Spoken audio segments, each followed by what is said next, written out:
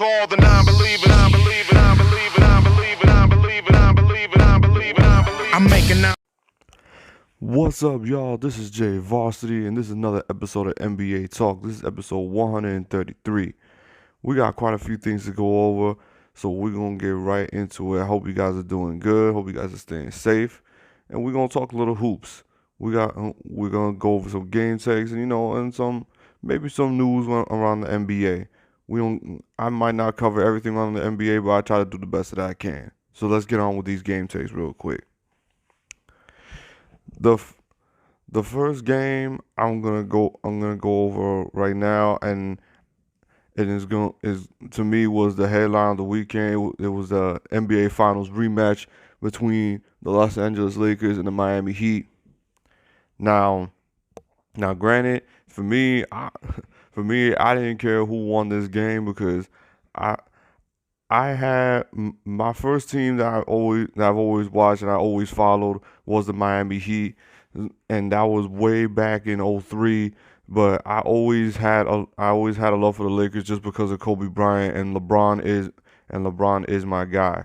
So it's like whenever these two teams play, it's like it's a win-win thing for me because I just love when I see a close game between these two teams, and that's exactly what we got last night. We had a close competitive game.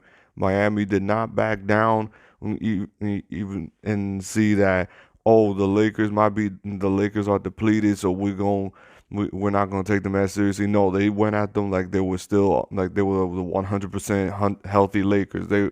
They went at them. Defensively, they went at them offensively. The Lakers played sloppy. LeBron had a tough night. I believe he was 7 for 21, I believe. And it was an overall physical game. It was an overall physical game between both parties because the Lakers they played a lot better defense in the second half. They got physical. The game came down to the wire, and it came down to clutch free throws, to tough rebounds, and just a last second shot that didn't go in. The Lakers shot a lot better from the perimeter in this game, but they didn't. They just couldn't get the win because they committed too many timely turnovers, and so did Miami. Miami committed turnovers as well, but it was an overall sloppy game. But you kind of expect that between two teams that have been up and down in the entire season, and these were the two teams that had the shortest off season in the entire NBA.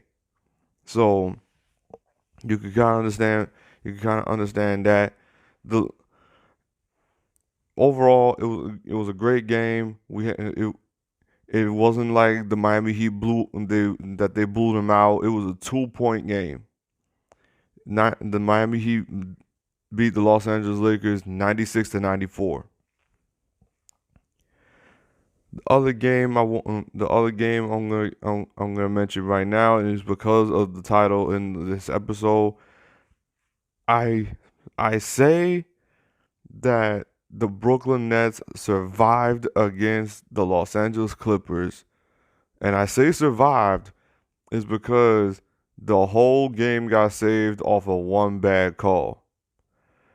But that didn't define the whole game. Now, before I get into this, my game take of the Brooklyn Nets and the Los Angeles Clippers, I want to make one thing clear. Everything ESPN is saying and what these live in the moment fans are saying of, oh, the Brooklyn Nets are doing all this without KD. Can we please just acknowledge the fact that they have Kyrie freaking Irving and James Harden on this team? Like, can we just acknowledge they have two of the most prolific scorers in this league on the same team, and we just gonna act like as if Kevin Durant is that big of a piece that they need right now? No, the Brooklyn Nets can win games in the regular season. Let's not act like as if the Brooklyn Nets were not supposed to be winning games. If you didn't think the Brooklyn Nets couldn't win a single game without Kevin Durant, then you are very ignorant. You are very, very ignorant. So these posts I'm seeing from the ESPN or Sports Center Instagram page, I'm seeing all these comments on Twitter and all sort of stuff about, oh, they're doing all this without KD. They're doing all this without KD. Well, he does have two other freaking superstars on this team. I would think they would know how to win a regular season game without him. That this would be a lot more concerning if they couldn't win a single game without Kevin Durant. This would be concerning. So the fact that the fact that you're giving Kevin Durant more credit than he actually deserves is just like, bro, stop it. Just stop it, please. They have Kevin Durant. They have God. You're making me mess up my words. They have Kyrie Irving and James Harden. I would think they know how to score the damn basketball. So let's stop this already. Now back to my take on the Brooklyn Nets and the Los Angeles Clippers. The Los Angeles Clippers should be absolutely ashamed of themselves because at one point the Brooklyn Nets they were dominating this game. They were dominating this game. Now, granted, they weren't dominating by blowout margin, but it almost seems like every time the Clippers managed to come back or they managed to tie the game, it was James Harden and Kyrie Irving just did one or two moves and that's it. They blew the game up again. All in all, it was another great game when it comes to these two. It was by these two teams, and the game still came down to the wire. And like I said, if it wasn't for that horrible offensive foul call, I think we'd be talking about how the Clippers escaped with a win. And I mean escaped because to me the way the Clippers were playing, they were too much in the moment when it came to defense, especially for Patrick Beverley. I don't know what his thing is with James Harden, but who knows? That's beyond me. Uh, the next game I'm gonna get into is finally the Milwaukee Bucks. They are back in the win column. They dominated the Sacramento Kings. I don't think there's much I need to say about that. Giannis did what Giannis does with 38 points. I believe he has 17 rebounds, and Giannis is gonna get his against certain teams because not every team is made to stop the Milwaukee Bucks. Not every team has the personnel to stop Giannis. Not every team has the same personnel to stop Giannis. Like, you don't have a team like a Toronto. You don't have a team like Philly, the Lakers, the Clippers. You don't have a whole bunch of physical teams that's going to be able to do the same game plan against the Bucks. So the Bucks are going to get these kinds of wins. So the fact that the Milwaukee Bucks beat the Sacramento Kings, I was not surprised. The Atlanta Hawks beat the Denver Nuggets. For the Atlanta Hawks standpoint, they played great that night. They were dissecting the Denver defense. They were getting their open shots. Trae Young was doing Trae Young things because at this point Trae Young could just get any shot he feels like. If he want to pull up on the logo all night, he gonna pull up on the logo all night long. Like Trae Young is becoming that kind of player. Now, can there be times where his shot is just bricking and it's just not helping? Yes, but the Atlanta Hawks, they are live and die shooting team. That's literally what they are. They are a live and die shooting team. At one point in the season, I know I said that you couldn't outshoot the Atlanta Hawks. Obviously, I was proven wrong. And obviously, things have changed. Things have changed since then. So,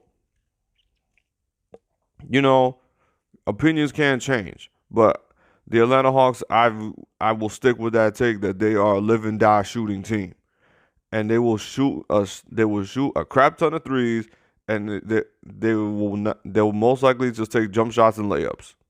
And that's what they did against the Denver Nuggets because the Denver Nuggets, you're really starting to see why you're really starting to see the the what they're missing from Jeremy Grant, and that's why this was a big loss for the Denver Nuggets in free agency when they lost Jeremy Grant. Like you could really see that you could really see that they miss his defensive presence because when you're dealing with certain teams, it's just not helping when you don't have another guy who when you don't have another guy who could deal with forwards in the post or protecting the rim whenever gets dragged out to the perimeter. It's just you could see it. And then after Jamal Murray's big night, oh my God, what I want to get into that real quick after I give this take. It's just hard to see this Denver Nuggets team be inconsistent. It's like they'll get a win and then they'll get two losses. It's just tough to see, but it it just goes again with people mentioning the fatigue. Like I mentioned, the Miami Heat and the Lakers, they had the shortest offseason out of everybody in the league. Well, so did the Denver Nuggets. The Denver Nuggets had pretty much had a short offseason also because they were in the conference finals. They were in the conference finals. And another team I'm gonna get into it with after that is the Boston Celtics. But on to what I was saying. The the Denver Nuggets, they fall to the Atlanta Hawks. I can't see it. I don't have the score on me, but I know Trae Young had a 35-point night. I know Jamal Murray had a 30-point night, and that and there we go. But speaking of Jamal Murray, I just want to give high praise because I want to give high praise. I know this in the performance he had against the Cleveland Cavaliers, that 50-point game he had. Now you're gonna say, oh, it's just a regular season game. It's not the fact that they beat the Cavs is not what impressed me.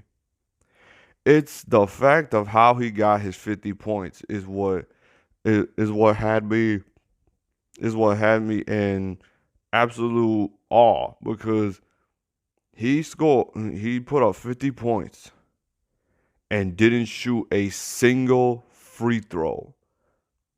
That is something that I've only seen in 2K. In my opinion, I've only seen that in 2K. I was so impressed to see the performances by both Jamal Murray and Joel Embiid because Jamal Murray I was more in shock with because of the zero free throws, and it was just he made it look so damn easy. And I'm not saying it was easy. I'm saying it looked easy. The man was taking heat check pull up threes in transition. He was going to the rim anytime he wanted. He took any jump shot he felt he wanted, and it just looked effortless. And this is why I love the game of basketball. When you have players that have moments like that, and you just sit there and you're like, can he even miss? You sit there and just like, can he even miss if he wanted to? Because there was this one shot that Jamal Murray took, and it was strictly in transition. And it was the most off-balance three that he took all night, and it was nothing but net. It was nothing but net. I was just really like, this is one of the best 50-point games I've seen. This is one of the best 50-point games that I have seen. And again, not a single free throw. Not a single free throw. Oh my God. That's what really, I think I saw those highlights a good 3 times watching all that because Like I said, the fact that he didn't shoot a single free throw in that performance is what should make you love the game of basketball. Another 50-point night I'm going to get into is Joel Embiid's 50-point night against the Chicago Bulls. Now, I do know that the Philadelphia 76ers did lose to the Toronto Raptors last night. And to me, that's inexcusable on the Philadelphia 76ers part, but I'm going to get into that in a little bit after I talk about Joel Embiid's 50-point night. Joel Embiid's 50-point night against the Bulls, it just shows me everything that I've enjoyed about watching Joel Embiid this season. I've loved watching him this year because he looks like a whole different player. He's more in shape than he's ever been in every other year of his career. And to me, for people who don't have for people who don't enjoy watching big men in the NBA in today's day and age, you should be enjoying watching Joel Embiid because this dude is doing guard moves as a center. He's doing guard moves as a center. This man has a really good Euro step for a guy his size. For a 7-footer to have such a dangerous Euro step, that shouldn't be happening. That should not be happening. The man has the man in the post.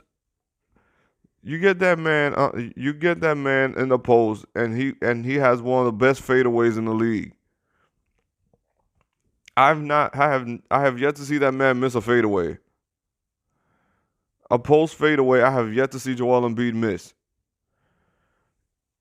And it's not even that. He'll take perimeter shots, mid-range shots. He'll take his shots under the rim. Obviously, he'll move on a fast break in transition. He'll get his buckets one way or another. He's getting his buckets one way or another. And to me, Joel Embiid is starting to really see his true potential and how unguardable he could truly be. Him and Jokic are the best two bigs in the league. Let's just get down to the point with that. Him and Nikola Jokic are the two best centers in the league. The things I see these two men do, oh my God. It's like the game of basketball really has evolved in so many ways. That's why I love this sport. I just love basketball in that aspect. You see different things as you keep watching the NBA because at one point having a center was a must, and at one point the big man position was dying. Like people didn't care about having a big man anymore. Like you had. Then you started having people caring more about having that point guard that could be revolutionary. That you try to have people that try to find the next LeBron James, the next Kevin Durant, and when they failed, they try to come up with a system. And then you had everybody trying to copy Golden State's system. You had everybody trying to copy Golden State's system. The big three in Miami, they try to copy their system. Like it's a copycat league. That is the most factual phrase I've heard about the NBA. That this is a copycat league.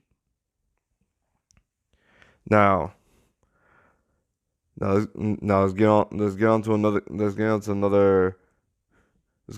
game take. Another game take I want to get into is, did anybody see the Boston Celtics and New Orleans Pelicans? There's two things I'm going to mention about this game.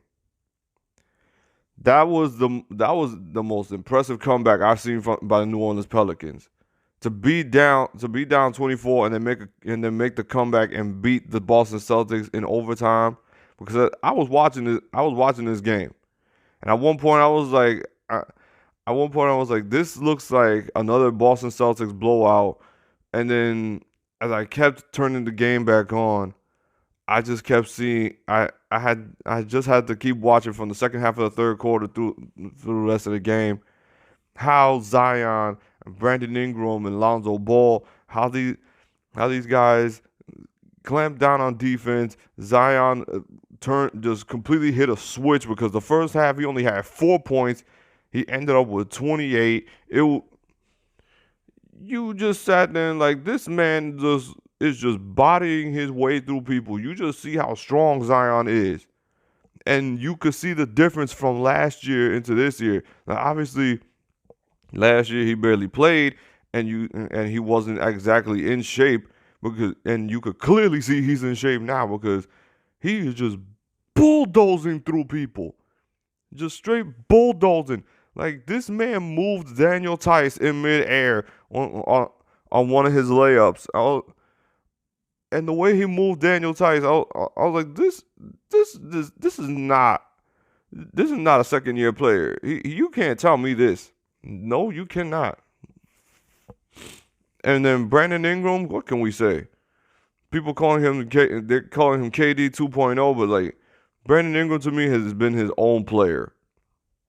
Like Brandon Ingram to me has been his own player, and him and Zion have just been that great 1-2 punch. Zion, the moment he gets inside, the moment he gets into the paint, I don't think you can stop him one way or another. And to me, he has not been getting that clout like he got in last year. The clout that he got last year was way beyond proportion because you had people saying he was already a top 30 player. You had some quote unquote analysts already saying he was a top 20 player. Like, damn, you pushed him that far, and then when he didn't play the way that you wanted him to play in his first year, you were disappointed. And now this year he's playing very, very well, and he's not getting the same amount of attention that he was supposed to get in his rookie year. He's having a great second year, and I don't hear people talking about Zion that much anymore, especially Bleacher Report. Bleacher Report was blowing up Zion Williamson to such an extent, and now I barely hear a word about Zion Williamson on the Bleacher Report Instagram page. But like I said, fans who live in the moment like that, you get frustrated with that because you just see how much they don't pay attention to certain things, and they just still focus on living the now moments. But yeah, the Boston Celtics they fell to the New Orleans Pelicans after blowing the 24-point lead, and they're back to being a 500 team. To any Celtics fans, I have to ask, how frustrated are you with this team? I'm not a Celtics fan. I don't like the Boston Celtics. So to me, if we're talking from as a fan, I don't like the Boston Celtics. So to me, I enjoy watching the Celtics struggle, but I have to ask other people in the comment section, how do you feel about the Boston Celtics this season? Like how do you feel about the inconsistency of the Boston Celtics? Because Jason Tatum to me is having a decent year. Jaylen Brown's having an amazing year. Kemba Walker's had a very up and down year. The Boston Celtics in general have just been up and down all season in my book. Like, you'll have them get a win on the Denver Nuggets, and then they'll later on have a loss to the Atlanta Hawks. They'll blow a lead. They'll blow a lead and lose a game like they did against the New Orleans Pelicans. Like, how do you blow a 24-point lead? I still question sometimes how you blow a lead that's over 20 points. Like, some of these comebacks I've seen over the years, I saw Golden State blow a 30-point lead. I saw the Lakers blow a 20-point lead against Golden State just a month ago. I saw, and then you see the Boston Celtics blow a 24-point lead. You just start going like, how do you blow such a big lead? To me, you just gotta take smart shots and run the clock at that point. How you up 24? How you up 24 and you blow that lead? And then, like I said about the Boston Celtics, they have no depth and no size. They have no depth and no size. Their key offseason move should have been was to get Miles Turner. If the Boston Celtics would have went after Miles Turner in the offseason, then they wouldn't be in the situation that they're in because they have no rim protection. Tristan Thompson was by far the worst signing that they've had in the past 3 years. In the past 3 years, the Boston Celtics signing Tristan Thompson was the worst thing they ever done. Tristan Thompson has not been the same since maybe 2015. He has 2015, 2016 when he was on that championship Cavs team. Tristan Thompson has not been the same since. So, to me, the Boston Celtics to take a older, slower Tristan Thompson and not try to go for a trade and getting Miles Turner, that's a L. That's a big L in my book. That's a big L. And you're starting to really see how much they don't have any depth and how much they miss Marcus Smart. Not having Marcus Smart on a defensive end is really starting to show with the Boston Celtics because they can't D up for nothing. They can't play defense to save their life. I think the best defender is their rim protector, what's his name, Robert Williams? Like, he's becoming a really good rim protector. Every time I see that somebody tries to score on him, he's getting a mean block. And that's nice to see and all, but they have nobody guarding on the perimeter.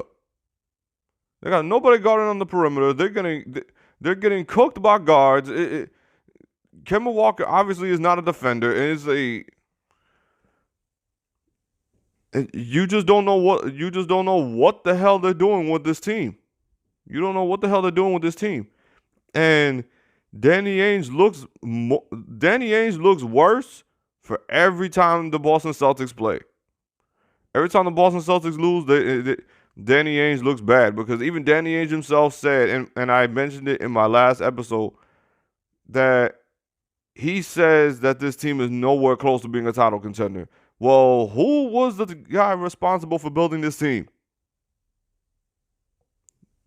I rest my case.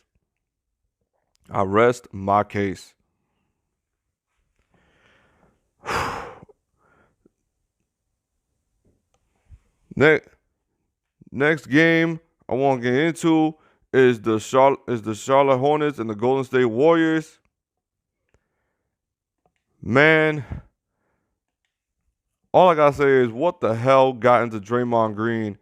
What the hell got into Draymond Green in that last moment that he picked up 2 technicals with 9 seconds left in the game? 9 seconds left in the game? Like, you couldn't keep your cool for 9 seconds? Now, granted, who knows what happened? I don't know. Who knows what happened in that moment? But for Terry Rozier to hit the game winner like that, the Charlotte Hornets, they are making noise. I believe they are the 7th seed in the Eastern Conference right now. I didn't have this team being in the mix like that, but they have been making a lot of noise, and I have praised that they have been very fun to watch. They have been very fun to watch so far this year. I don't know what it is, mate. Drafting LaMelo Ball just made this team fun to watch. Like you love watching Charlotte Hornets highlights, and don't lie to me saying you don't. Don't tell me you have not been watching a lot more of the Charlotte Hornets since then.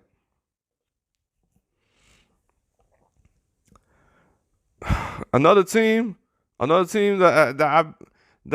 been fun to watch and I've been enjoying it is, I'm gonna keep saying it, the New York Knicks. Tom Thibodeau, the man should be a candidate for Coach of the Year, because I've never in my years seen the Knicks play this hard in my life. I have never seen the New York Knicks play this hard in my life. This looks like an Eastern Conference playoff team. Like to me, they could remain in that 6th to 7th seed in the Eastern Conference. That's a good year for the Knicks. That's a good year for the Knicks. Getting to the playoffs should be an upgrade for the Knicks at this point because they are playing. I've never seen the Knicks hustle so hard in every game, and that's the emphasis of Tom Thibodeau. And I criticize this man for how much he overuses his starters. Hence, I do blame him for how Derrick Rose's career has turned out. I do blame Tom Thibodeau, but that is my opinion. That's just my opinion on that. But this man has evolved Julius Randle so far this season. The young guys are loving that they're playing so many minutes because you're seeing how much they're growing every single game. RJ Barrett, I've never seen. You've seen the growth in RJ Barrett so far this season. The Knicks have just been.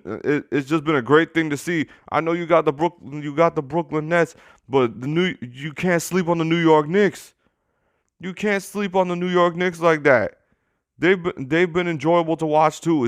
Brooklyn is not the only New York team.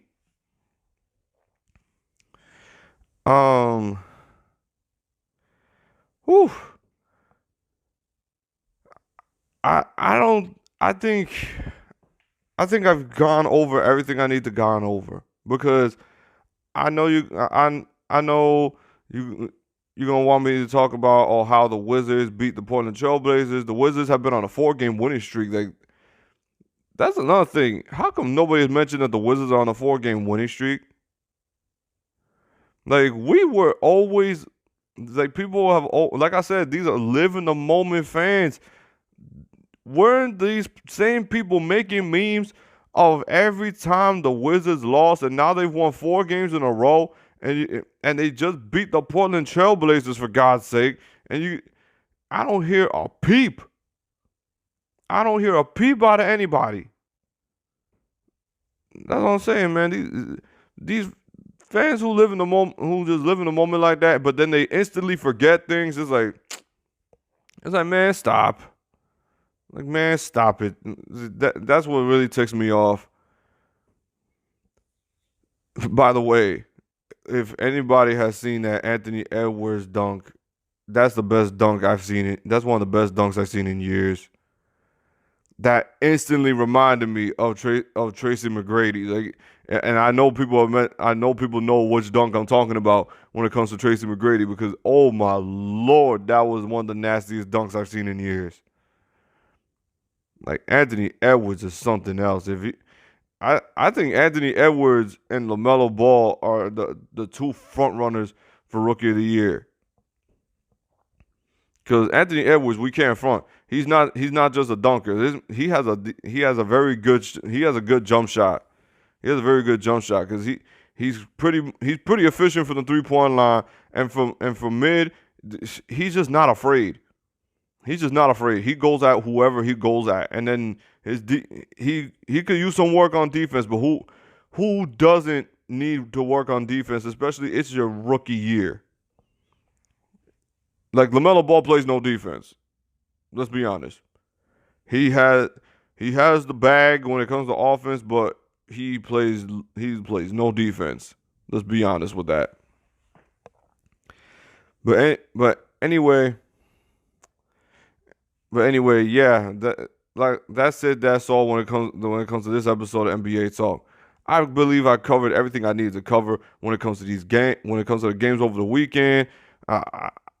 I might not watch every single game, but I'll try to watch as many games as I can because, like I said, there's so many games that go on in just a week alone. So I'm gonna try to be more consistent. I'm gonna try to post at least 3 times a week. If not, you'll definitely be getting 2. You'll be definitely getting 2 videos a week. Anyway, like I said, that's it. That's all. Like, comment, subscribe, share this video, and hit the bell if you like basketball content. This is your boy J Varsity. Stay safe, and I'm out. Peace. We got some non-believers out there. Make believers out of non-believers.